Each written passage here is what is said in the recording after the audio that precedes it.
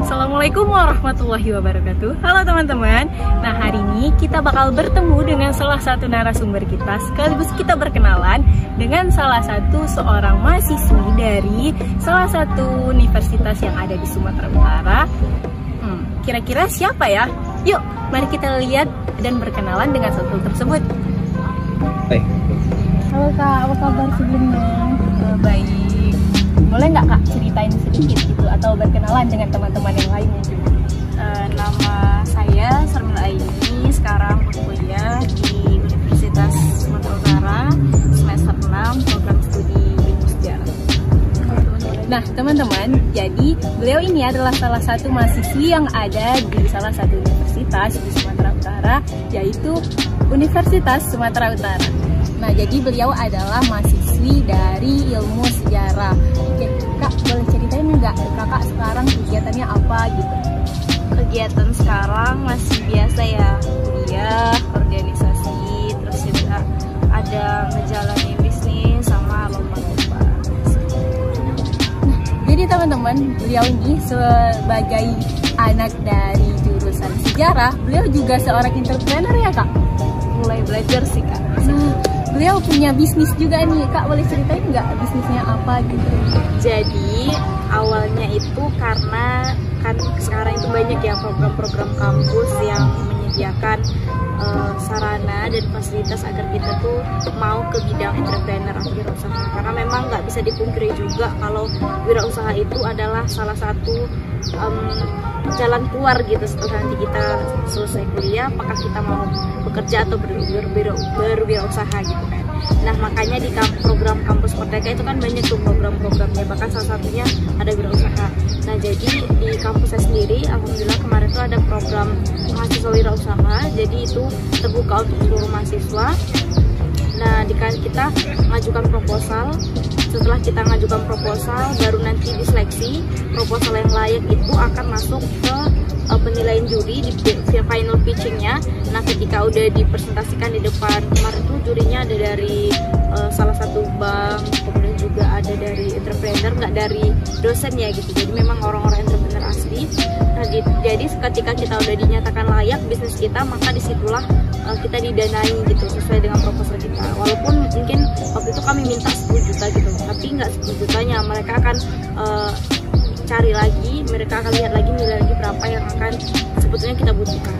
Nah, dari situ setelah kita didanai, baru kita menjalankan bisnisnya minimal 1 tahun untuk dilihat kembali apakah layak atau tidak gitu.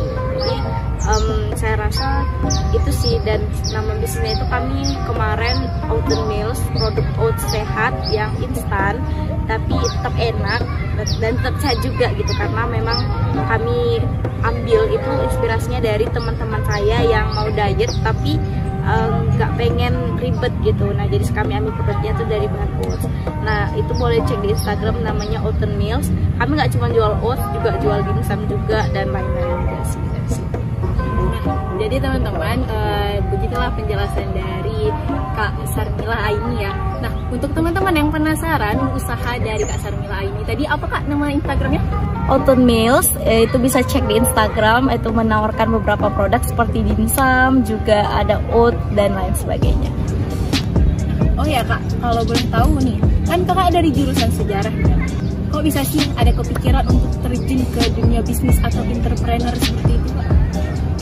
Terkait motivasi, yang pertama karena memang orang tua saya itu pedagang ya, jadi udah biasa untuk berhadapan sama pembeli, kemudian juga asik aja gitu yang pertama. Dan yang kedua, tahu saya di univ saya itu pelajaran wirausaha itu adalah mata kuliah wajib, jadi memang diperkenalkan. Terus juga karena kemarin itu ada momentumnya kan, ada momentum lomba yang kita itu nggak hanya belajar bisnisnya aja gitu, tapi juga seperti buat proposalnya, mencari ide yang baik, terus juga bagaimana memimpin tim yang baik. Jadi saya rasa entrepreneur itu sebetulnya bukan tentang bagaimana kita mengumpulkan uang sebanyak-banyaknya, bukan juga tentang bagaimana kita untung-untungan, rugi-rugian, enggak, tapi banyak hal yang harus dipelajari dan akan kita dapat gitu.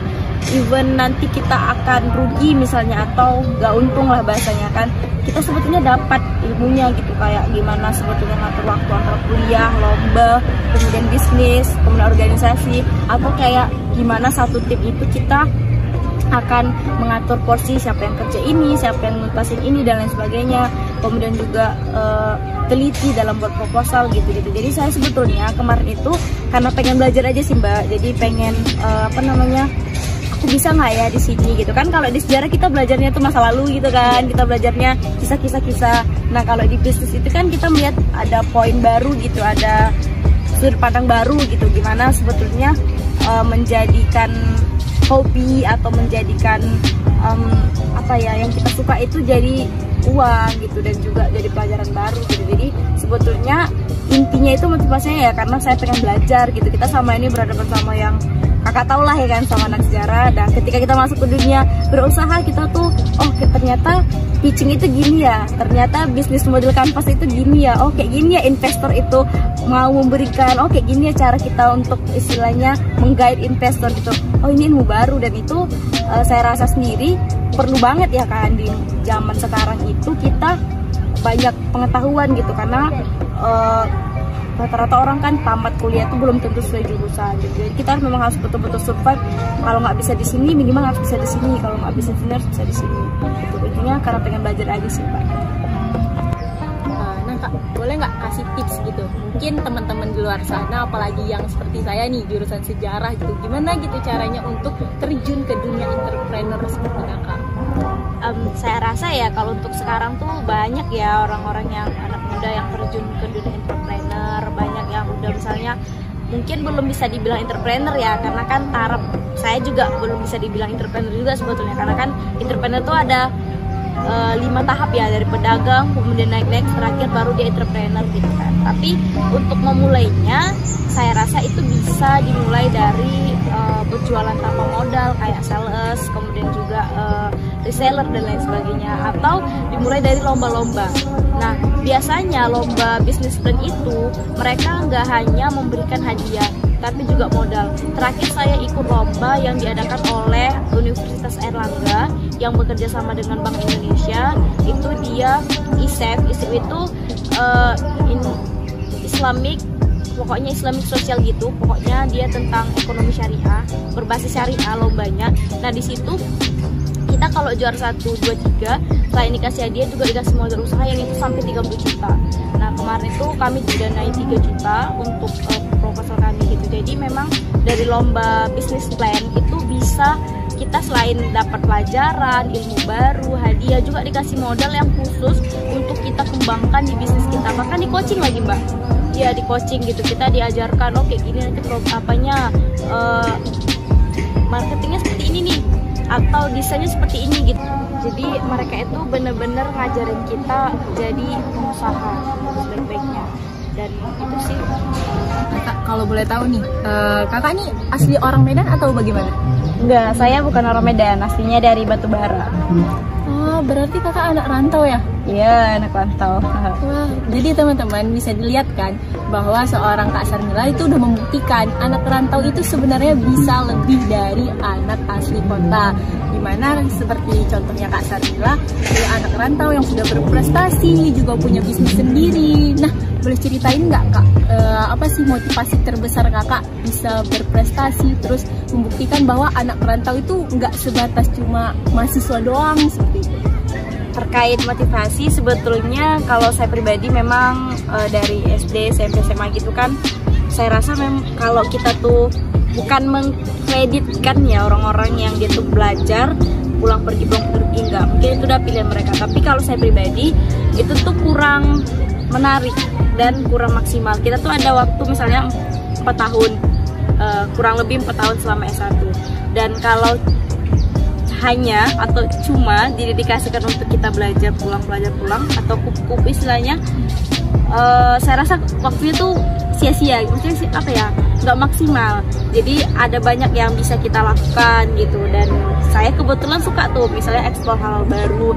Dan satu lagi sih, karena mungkin ini sering diomongin orang, mungkin ini sering dikatakan oleh orang lain juga gitu, kalau di desa itu banyak hal yang harus kita buktikan ke orang-orang, bukan untuk menunjukkan kita paling hebat, tapi kalau saya pribadi, jadi di kampung saya itu banyak anak-anak yang usia SD SMP itu sebetulnya pinter, tapi mereka ketika udah masuk SMA itu udah mulai minder, prestasinya nurun, dan akhirnya mereka nggak kuliah gitu. Karena apa? Karena mereka menganggap pertama nggak mampu ekonomi, yang kedua nggak mampu secara intelektual. Bahkan saya pernah tuh ada program kuliah tak gentar bersama Ethos ID. Waktu itu kami datang ke kampung saya, ke sekolah-sekolah.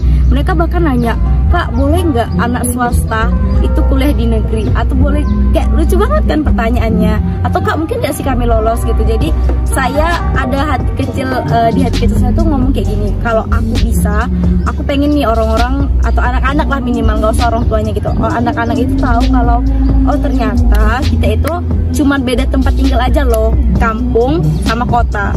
Bukan beda, nggak ada bedanya misalnya orang kota lebih pinter atau apa lebih nggak pinter gitu, enggak. Jadi, dan itu alhamdulillah sedikit demi sedikit terlihat, Mbak. Jadi sekarang itu kalau anak-anak di kampung tuh, kalau saya pulang kampung mereka nanya, Kak, kemarin itu menang apa?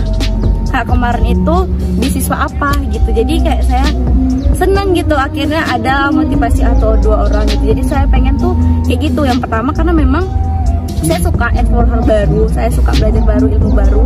Dan yang kedua karena memang saya ingin anak-anak di kampung itu tahu bahwa mereka itu berharga dan mereka itu pintar gitu.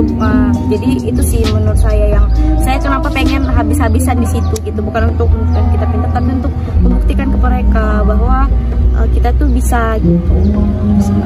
Nah Kak, bisa nggak Kakak sampaikan gitu ke teman-teman sekalian gitu, kesan dan pesan mungkin yang dapat menginspirasi teman-teman bahwa kalau anak rantau itu ke kota nggak sekedar cuma mahasiswa aja gitu, tapi bisa juga berprestasi.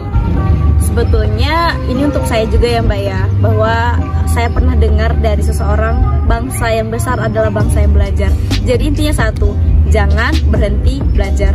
Tetap jadi aja kita gelas kosong, karena memang kita masih kosong gitu kan. Kita memang masih perlu untuk belajar banyak, untuk menghadapi kehidupan, quarter life crisis, dan lain-lain gitu. Namun yang paling penting tetaplah untuk saya sendiri dan untuk teman-teman semua, jangan lupa bersyukur. Itu aja sih.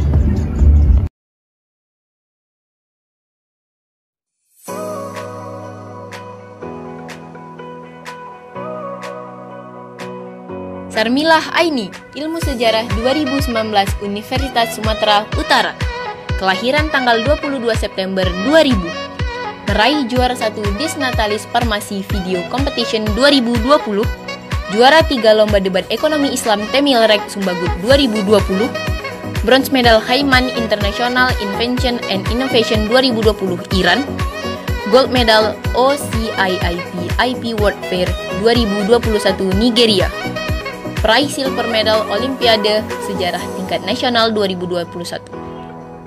penulis terbaik antologi Freedom Writer diselenggarakan oleh Indonesian Agents of Change Community 2021.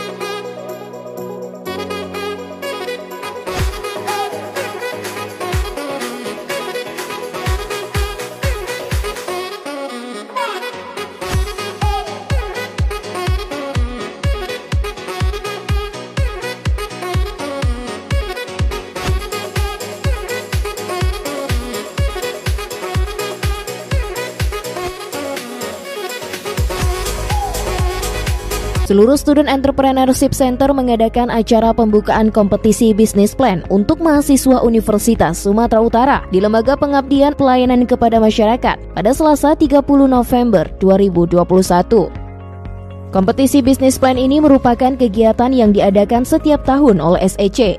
Ketua SEC USU Bukhari STMKes menjelaskan bahwa tujuan dari kegiatan ini adalah menciptakan entrepreneur dan teknopreneur baru yang diusung dengan konsep from lab to market, yaitu menghasilkan entrepreneur berbasis pengetahuan untuk mendukung indikator kinerja utama USU. Acara workshop yang diikuti 262 peserta itu berhasil melahirkan 63 proposal bisnis plan. Student Entrepreneurship Center Universitas Sumatera Utara melakukan Soft Opening Expo produk-produk usaha mahasiswa peserta program mahasiswa wirausaha Universitas Sumatera Utara tahun 2021-2022. Dalam acara ini terdapat 11 usaha yang diluncurkan meliputi produk berbasis teknologi, produk fashion, dan produk makanan.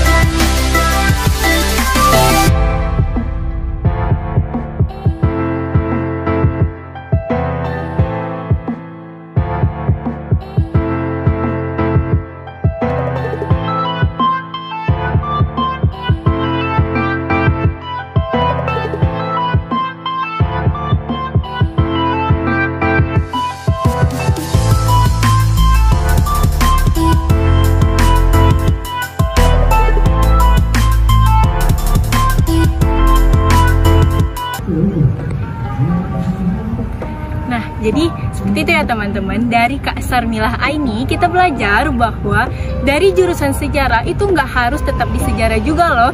Bisa jadi kita ke entrepreneur dan lain sebagainya. Seperti Kak Sarmilah Aini yang sudah membuktikan kepada kita bahwa seorang anak rantau juga bisa sukses di perantauan dan juga bisa berprestasi serta menginspirasi teman-teman sekalian. Semoga video ini dapat memotivasi teman-teman sekalian untuk terus berkarya, terus belajar, dan terus berinovasi. Sekian penyampaian dari saya. Wassalamualaikum warahmatullahi wabarakatuh.